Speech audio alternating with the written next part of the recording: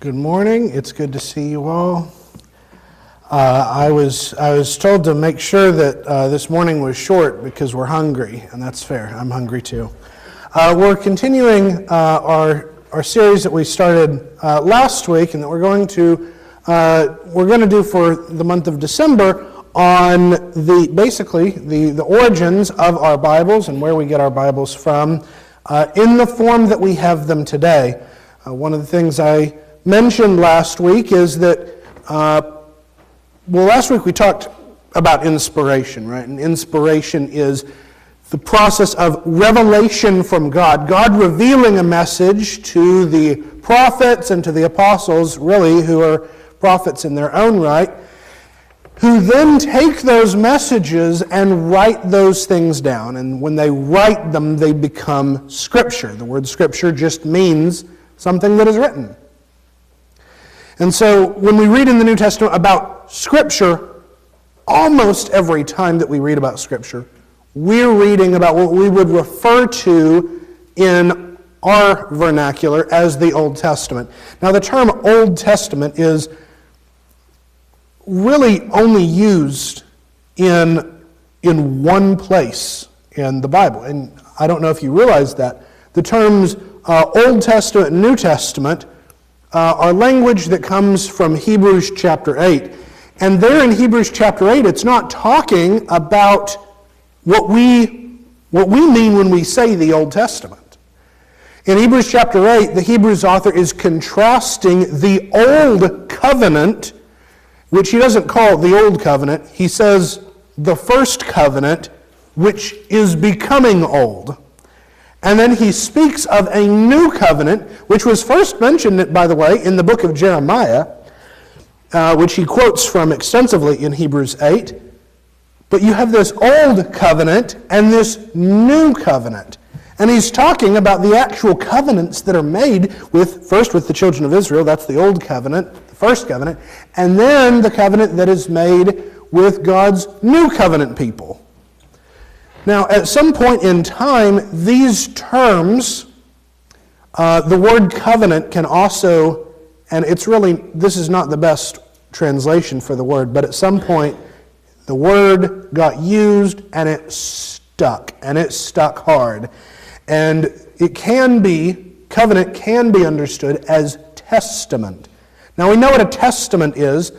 You have a will and testament for the end of your life. What we're going to do, basically your final wishes is what a testament is. So at some point, Old Covenant, New Covenant became Old Testament and New Testament. And again, at some point further down the line, those terms came to refer to the books themselves. So when we say the Old Testament, most of the time what we mean are Genesis through Malachi. That's usually what we mean. And that's really not the best usage of that term, but that's how we talk, and that's fine. But I just want you to understand that Scripture never uses the terms Old Testament and New Testament to refer to the books themselves. It just doesn't use it that way. Instead, Scripture refers to these writings all as Scripture. And so the other term that you'll see, and pretty much every one of us has one of these, and it's labeled here, Holy Bible. And you might also hear it referred to as the Holy Scriptures, or if you're reading something old, it may talk about Holy Writ. Well, that's all kind of the same language. Bible is a word that just means a book. So all of these terms have evolved over time, but what I want to do this morning is go back and look at how the first collection came to exist. The first collection being what we would call the Old Testament, and what we could also refer to as the Hebrew Bible. That's another term for it. It's called the Hebrew Bible because it's written in Hebrew. But the first passages that we see in Scripture that use the language of writing show up in Exodus chapter 17. Now, in Exodus chapter 17, there's this battle between Israel. They've just come out of not out of the promised land. They've just come out of Egypt, and they're trying to make their way toward Sinai and thence to the promised land. But they have this battle with the nation of Amalek, and they have this battle, and it ends up going well. They win this battle, and in verse 14, Yahweh said to Moses, "Write this in a book as a memorial and recite it." Reciting is out loud. "In Joshua's hearing, that I will utterly blot out the memory of Amalek from under heaven." And Moses built an altar and named it Yahweh is my banner. And he said, because he's sworn with a hand upon the throne of Yahweh will have war with Amalek from generation to generation. So in this particular text, there's this event that happens, and God tells Moses, "I want you to write this in a book." Now, I looked everywhere this morning. I don't know where it went. I thought I had brought it with me. I guess I left it at my house. Maybe I'll bring it next week. But I wanted to show you, when it says a book, and this is really critical, when you hear the word book, every single one of us pictures the exact same thing, right? This is a book, right? A book has two covers, and there's all these pages in the middle, right? That's a book.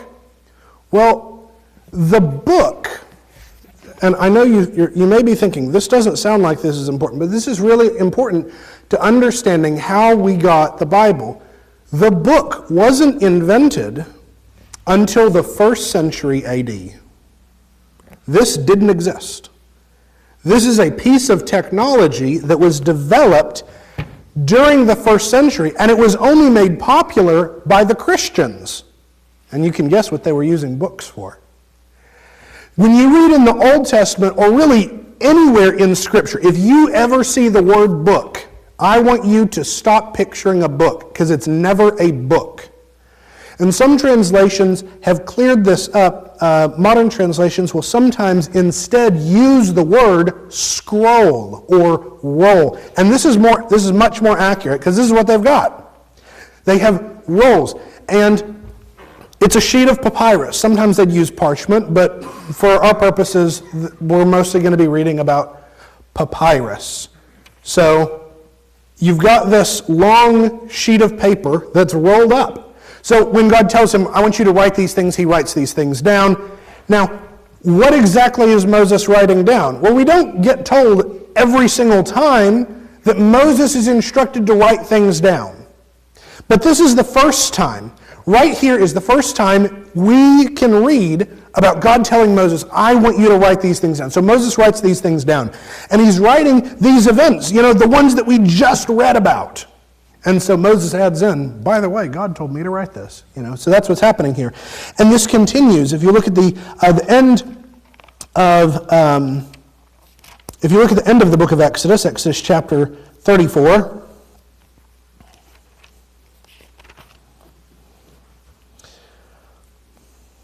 This is not quite the end, but it's almost the end.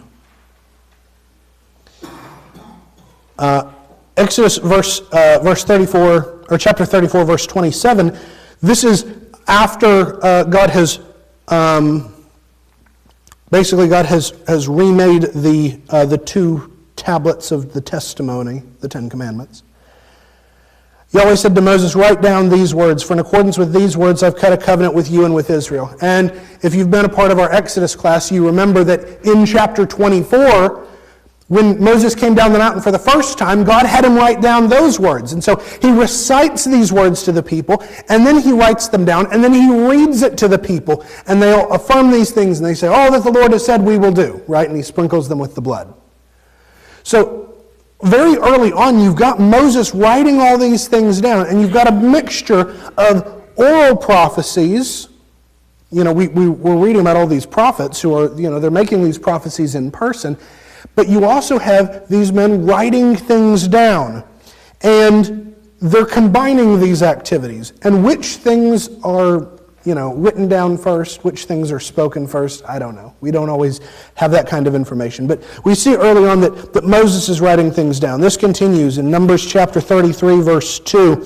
It says, verses 1 and 2, "These are the journeys of the sons of Israel, by which they came out from the land of Egypt by their armies, by the hand of Moses and Aaron." And then it says, and Moses wrote down their starting places according to their journeys by the command of Yahweh. And these are their journeys according to their starting places. So here in Numbers, we read again, these things were written by Moses according to the command of God. So he's writing these things. The last one I want to look at from the Pentateuch is Deuteronomy chapter 31 in verse 9. Deuteronomy 31 verse 9, so Moses wrote this law and gave it to the priests, the sons of Levi, who carried the ark of the covenant of Yahweh, and to all the elders of Israel. So Moses writes down the law.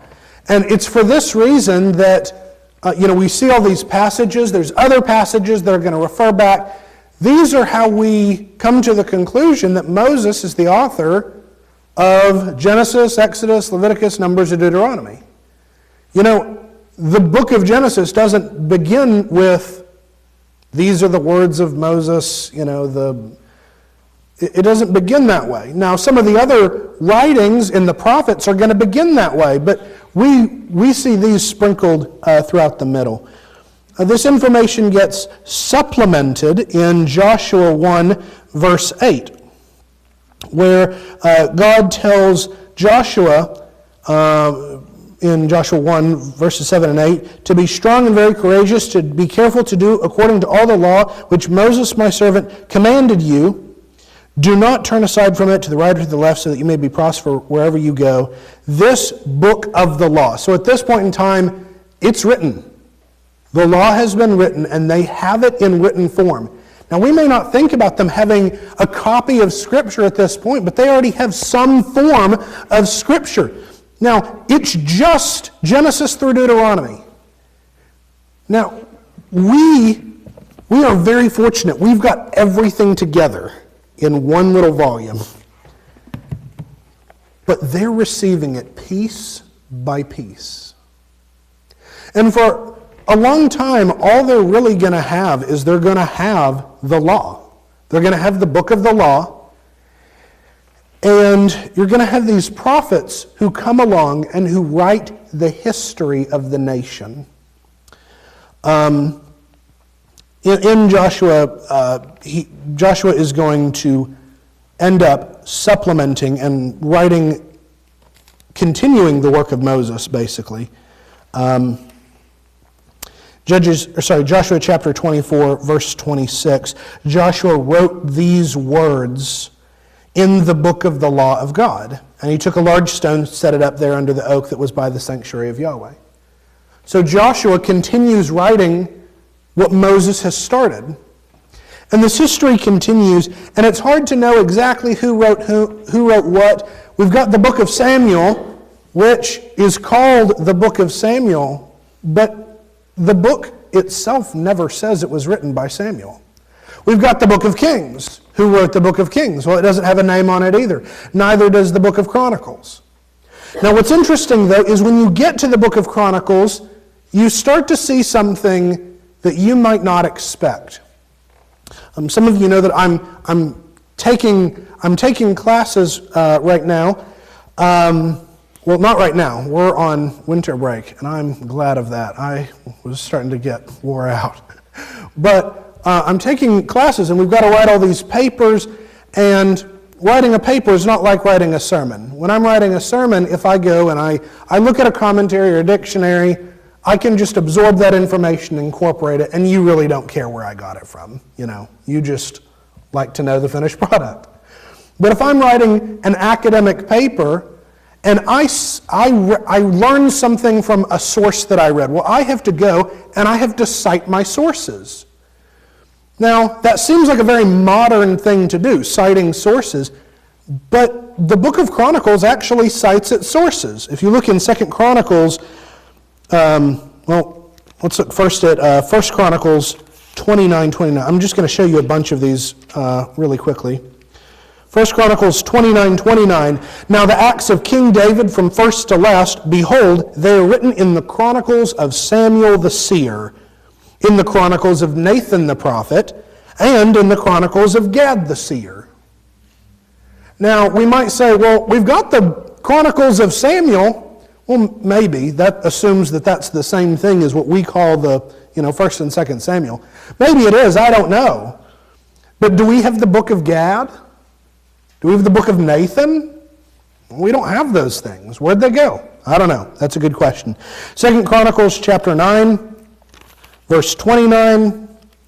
The rest of the acts of Solomon, from first to last, are they not written in the Chronicles of Nathan the prophet, the prophecy of Ahijah the Shilonite, the visions of Iddo the seer concerning Jeroboam the son of Nebat? 2 Chronicles 12, verse 15, the acts of Rehoboam. They're written in the records of Shemaiah the prophet and Iddo the seer. 13:22, the acts of Abijah, his ways and his words are written in the treatise of the prophet Iddo. I don't know who, I really don't even know who these people are. We don't get that kind of information from Scripture. Chapter 20, verse 34, the acts of Jehoshaphat, first and last, they're written in the Chronicles of Jehu the son of Hanani. And we actually do read about the prophet Jehu. He's a very interesting fellow, which is recorded in the book of the Kings of Israel. Now, again, you might say, well, we've got that. We've got the book of the Kings of Israel. No, we don't. We've got the book of the Kings of Judah. So there's all these books that are written by these prophets over time, and we may have lost those things. I don't know exactly what happened to them. I will tell you what I believe. What I believe is that what we have, Joshua writes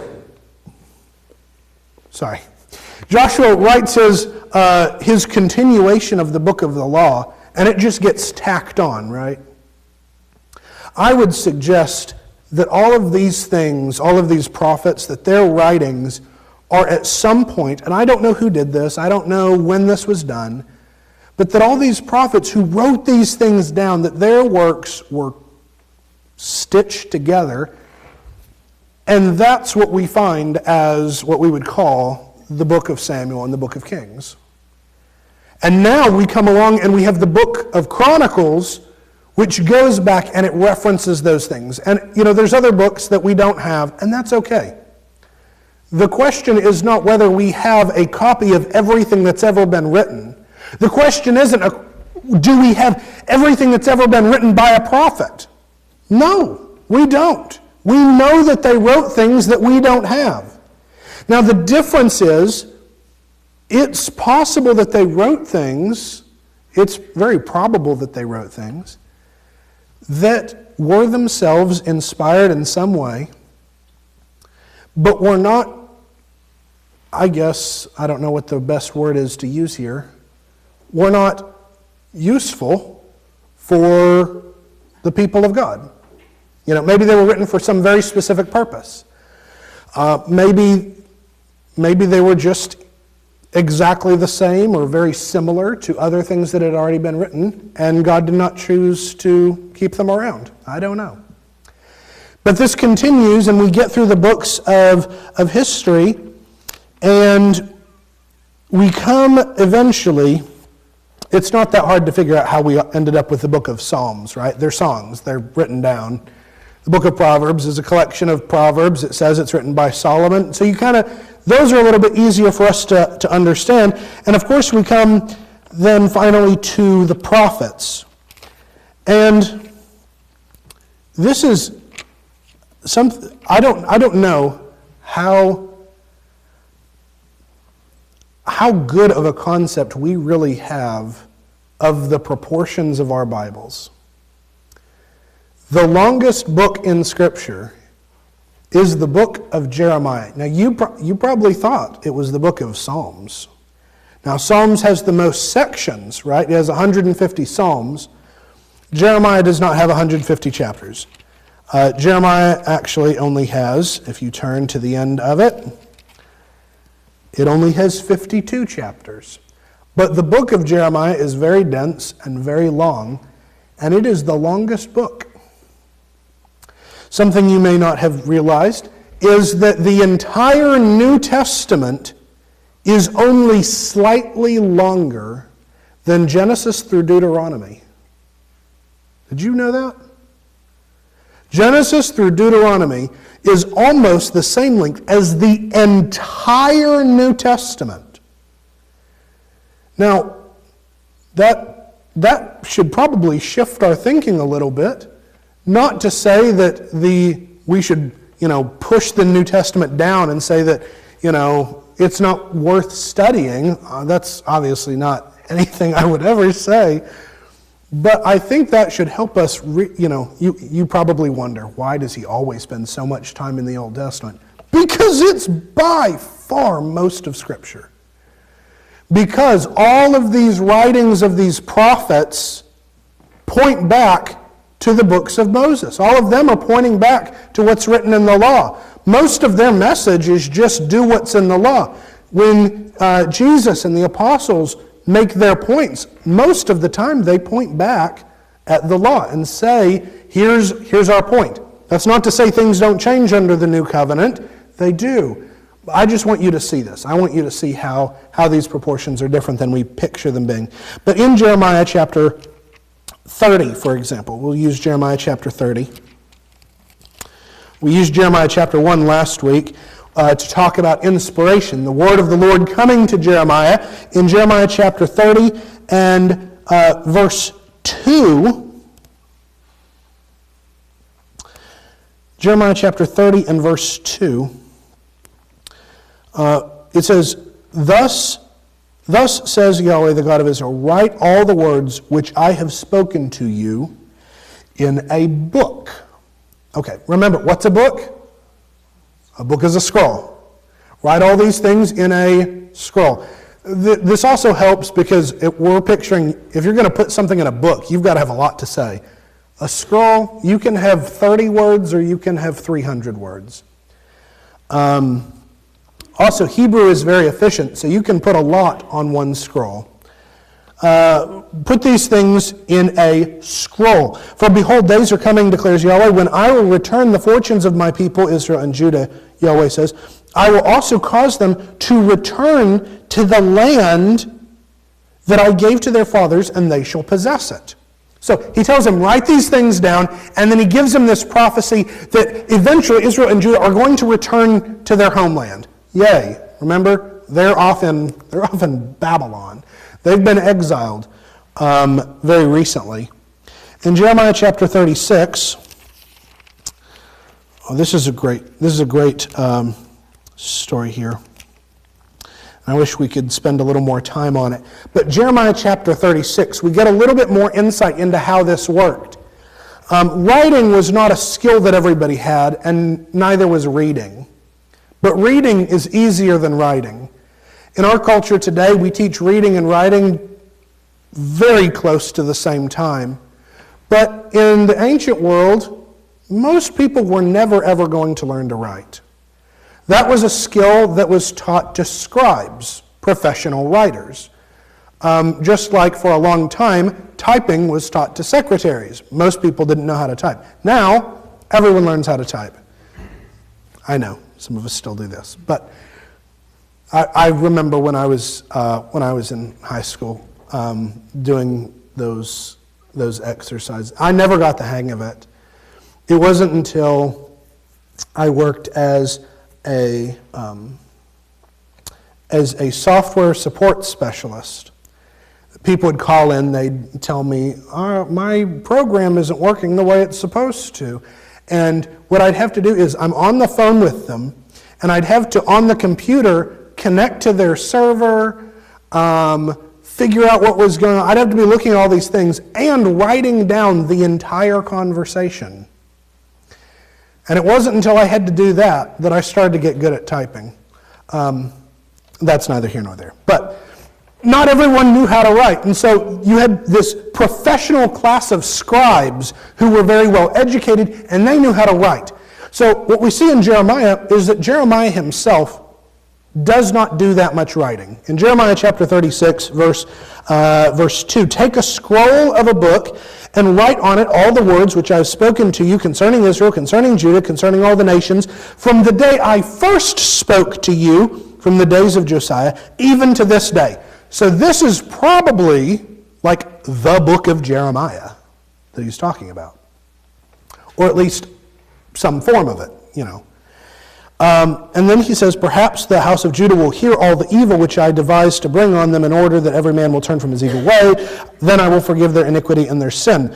Then Jeremiah called Baruch, the son of Neriah, and Baruch wrote on a scroll at the dictation of Jeremiah all the words of Yahweh which he had spoken to him. And what we find out in this chapter is that Baruch is Jeremiah's personal scribe. So Jeremiah will recite the prophecies to him. Baruch will write these things down. And this is a great story that happens here because he writes these things down on this scroll. They take the scroll to the king and they begin to read the scroll to the king. He gets angry and he whips out a knife and he cuts it up and he throws the scroll into the fire. Oops. There goes the copy of Jeremiah. And so Baruch goes back to Jeremiah and he says, we got to do this whole thing all over again. And so they start over and they rewrite the entire thing because their one copy got destroyed. Now, at some point, you've got this professional class of scribes. One of the things they do is write things down for the first time, like a secretary. But another thing they'll do is they'll copy. I don't know when the Xerox was invented, but it hadn't been invented yet. And neither had movable type, which meant if you wanted a copy of something, you had to hand copy it. So these scribes are making copies. And we know they're making copies because when we read in Daniel chapter 9,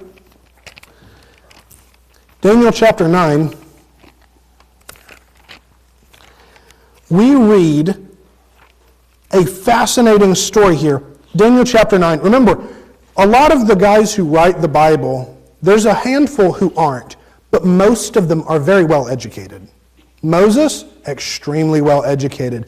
Daniel's like an elite scholar in the court of the king of Babylon. I mean, he's extremely well educated. He was handpicked to be specially trained.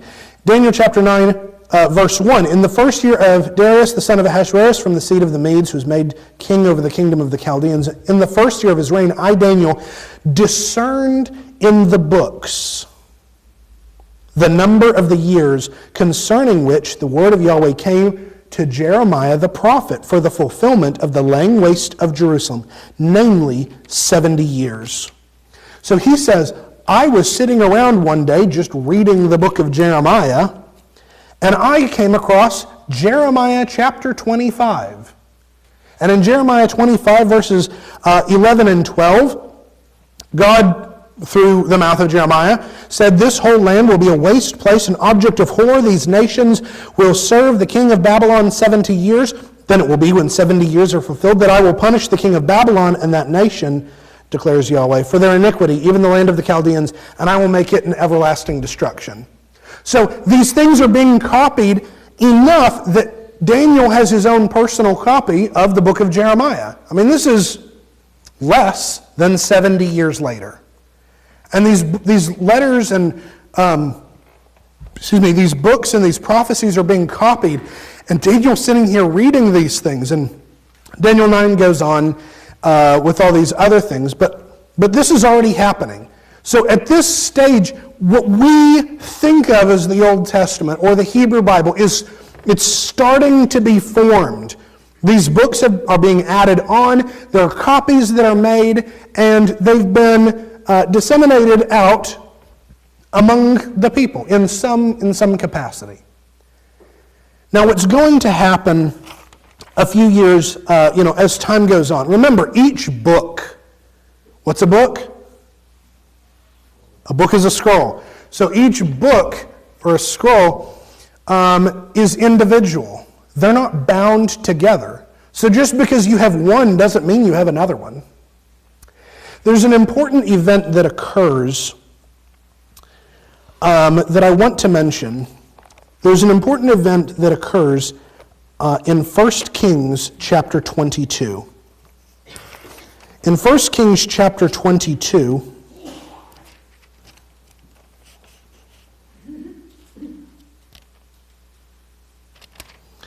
that's not right.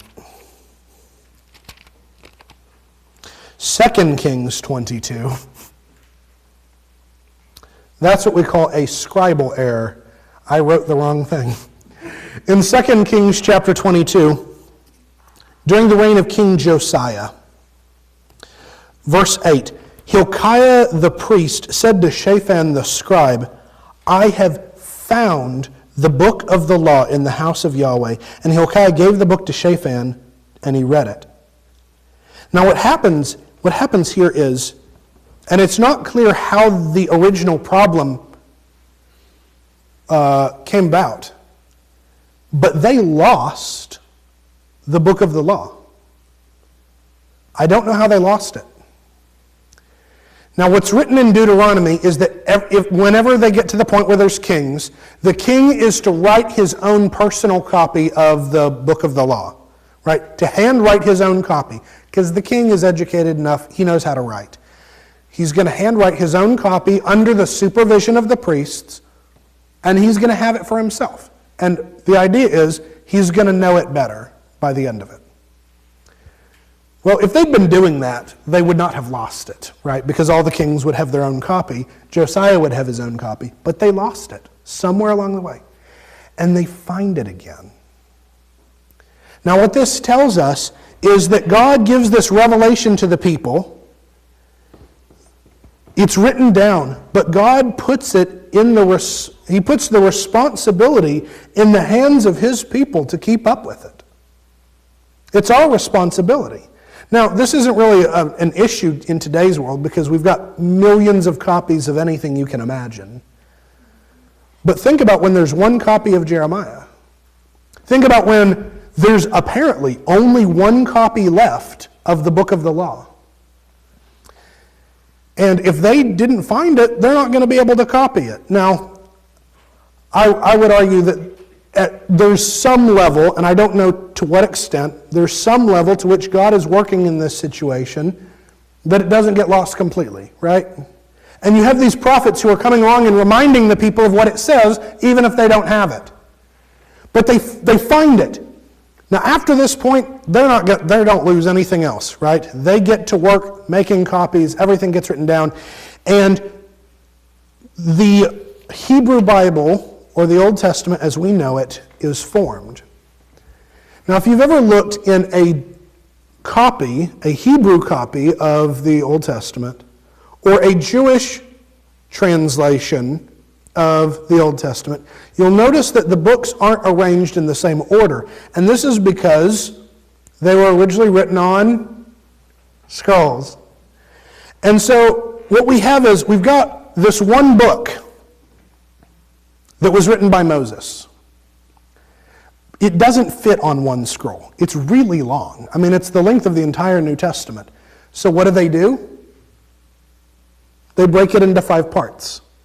So when you know the word Pentateuch, sometimes you hear the word Pentateuch. Pentateuch means a book in 5 parts. A book in 5 parts. And what we talked about on Wednesday night is that at least, and you can tell this just from the wording, Genesis through Numbers is one work. Exodus, Leviticus, and Numbers all begin with the word and, like they all are connected to the previous book. Whether Deuteronomy was separate or not, I don't know. But it gets split up to fit on these scrolls.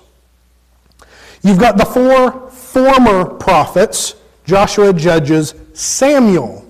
Samuel is one book. And Kings, one book. You have the 4 latter prophets, Isaiah, Jeremiah, and Ezekiel. And then we have all these prophets whose writings are really short, and we don't want to waste papyrus, so we're going to put them on one. And that's known as the Book of the 12. What do we call that? We call that the minor prophets. But the reason they're lumped together is because they were written on one scroll, because they're all so short. Then you've got the book of Psalms, the book of Proverbs, Job. You have a collection known as the 5 scrolls. And the 5 scrolls are Ruth, Lamentations, Ecclesiastes, Esther, Song of Solomon. Yeah, is that the last one I didn't mention? Song of Solomon? Yeah. So those are the 5 scrolls. So they're in sequence. You've got the book of Daniel. You have Ezra, Nehemiah. They were together. Were they originally one book or were just put on one scroll? I don't know. And then you have the book of Chronicles, which is one book. So when they count the books, they count them very differently than we do. And over time, they translate all of these books into Greek because nobody speaks Hebrew anymore. And it wasn't useful to just have it in Hebrew, so they translate it into Greek. And these books that once fit onto a single scroll are now too long because Greek takes more space. And so they split the books of Samuel, Kings, Chronicles, and possibly Ezra and Nehemiah into 2 parts apiece. And that's how we end up with what we have today. The Christians eventually take all of these books, and instead of being, 30 different scrolls, they take them and they bind them together in a book, a codex. And that is where we get what we today call the Old Testament. But it all begins with what we talked about last week. And that's what's so important to remember, is even though we've gone through this long process to get here, the meaning of these words, and we're going to talk about translation eventually, but what we have today has its value because of inspiration. It has its value because God was the one who revealed these messages to the prophets. And the prophets write these things down, and then they are copied and they are brought down to us today. And that is where it gets its immense value that we have. I know this was not super application heavy, but it's groundwork. It's groundwork. If you have any need, please come as we stand and as